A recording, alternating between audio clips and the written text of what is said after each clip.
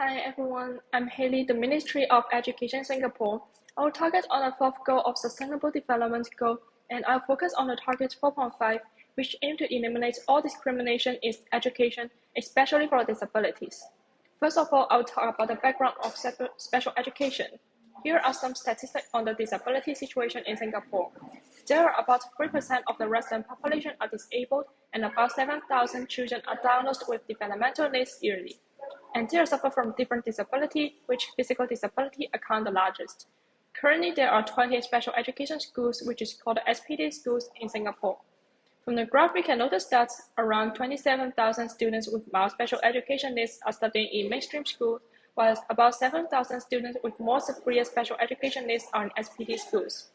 According to the statistics, it is found that the number of students enrolled in SPD schools is 7818, while the number of teachers in SPD schools are 1760.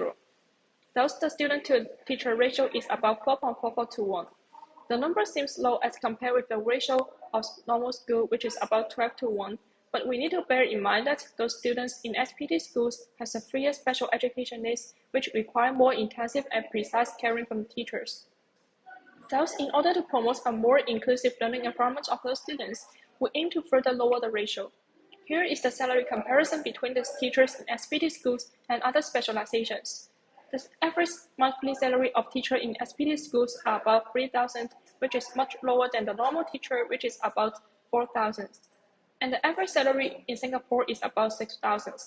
From the graph here, it is prominent that the salary of teachers in SPD schools is the lowest among these specializations.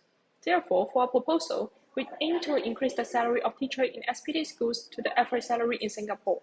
And we also aim to employ 350 more teachers as the number is suggested to meet the growing demand of SPD schools in 2030. For the expenses of the proposal, which include two parts. One is the increase in salary of current teacher. It is calculated by the number of teachers times the increase in salary, and the amount is about 4 million. And another one is the fee to employ more teachers, which is calculated by the salary times the number of teachers need to be employed, and the amount is about 2 million. By adding them together, we have the total expenses of about 6 million. The local working population is about 4 million in Singapore. After defining the expenses, it is found that each working population only needs to pay for 1.74 monthly for the proposal. Thus, I believe that the proposal is effective and it would be the social responsibility of each citizen to support their disabilities in order to build an inclusive society. The proposal is approved by the Economic Ministry for the funding, and finally here is the reference of the data. Thank you.